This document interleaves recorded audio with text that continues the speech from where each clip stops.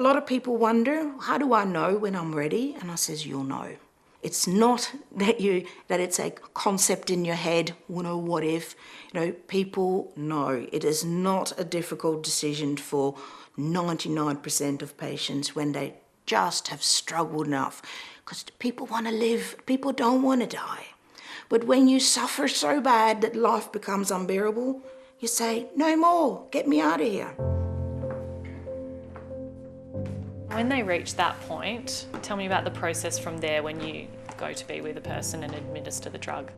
There's two ways in which a VAD is planned. One is where people set a date that is important to them, and they have an anticipation for a true family affair. Everyone's there, a living wake, and it is actually can be quite a joyous occasion. But that call, I said, I'm ready now, I can't do it anymore, is where someone, really wants to hang on right till the end, but it says, no, I've had enough. And that is where I suddenly need to put my hat on, get my kid organised, and then get in my car and calm myself down and be in the zone for when I walk through that door.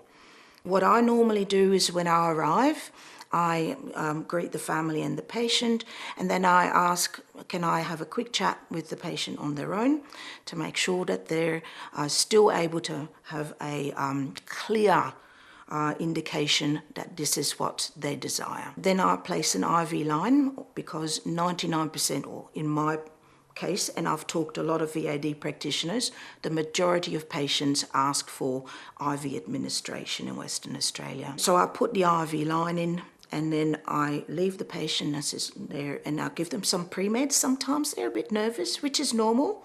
It's a huge thing to willingly leave your body behind and not really knowing where you're going to end up. But their body is obviously giving them too much trauma, and that, it is something that they push through. So some pre-med is sometimes necessary. Then the patient joins with the family, and I sit back and I wait for an indication that they are ready. I have not had, at that time, once the IV's in, had anyone said, oh no, I'm scared. It is just relinquish and relief. Please, I'm just exhausted. I can't do it anymore. So it's a gratefulness, really. There's a lot of gratitude from the people who, they see me come in, there she is. And then I come and give them medication, which is very similar to an induction of an anaesthetic. Very quick for the dying person, not traumatic, beautiful, just falling asleep. And if the family is able to have a peace with the patient's passing, it is a beautiful, beautiful event. I don't know if I can liken it to anything.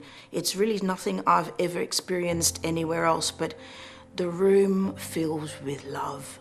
It is absolutely tangible.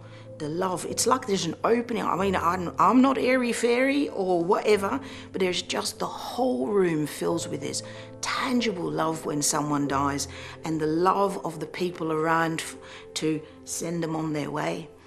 And then, of course, the grief starts, which is where you need to deal with the people who have had to deal with that double-edged sword.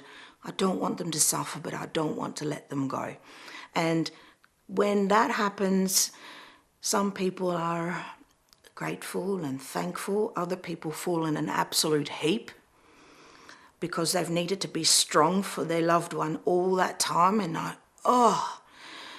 but at the end, the acceptance does happen.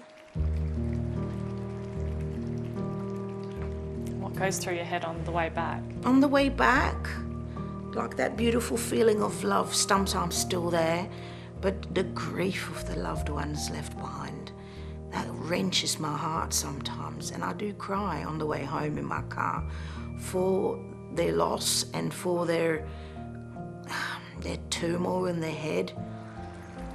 And it sometimes takes me a day or so to get over that and just to say, okay, they'll be okay, because they know their loved one's no longer suffering. And it's normal for them to have a huge sense of loss.